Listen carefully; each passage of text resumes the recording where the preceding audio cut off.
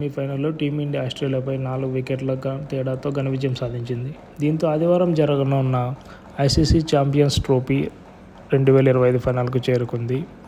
225 పరుగుల లక్ష్యాన్ని ఛేదించే క్రమంలో భారత జట్టు 48 ఓవర్లలో 5 వికెట్లు కోల్పోయి ఛేదించింది. విరాట్ కోహ్లీ 85, కేఎల్ రాహుల్ 42, హార్దిక్ పాండ్యా 28, అక్షర్ పటేల్ 27, శ్రేయస్ అయ్యర్ 45, కెప్టెన్ రోహిత్ శర్మ 28 పరుగులు చేయగా శుభ్మన్ గిల్ కొంచెం అర్లీగానే అవుట్ అయిపోయాడనమాట. టాస్ గెలిచి బ్యాటింగ్ ఎంచుకున్న ఆస్ట్రేలియా జట్టు 49.3 ఓవర్లో 264 పరుగులకు ఆలౌట్ అయింది.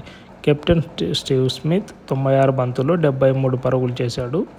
అలాగే అలెక్స్ కారీ 61, ట్రావిస్ హెడ్ 39 పరుగులు చేశాడు. భారత్ తరపున మహమ్మద్ షమి 3 వికెట్లు పడగొట్టగా రవీంద్ర జడేజా, వరుణ్ చక్రవర్తి చెరో 2 వికెట్లు పడగొట్టారు. తర్వాత ఐసీసీ టోర్నమెంట్ నాకౌట్ మ్యాచ్లో ఆస్ట్రేలియాను ఓడించి విజయం సాధించింది.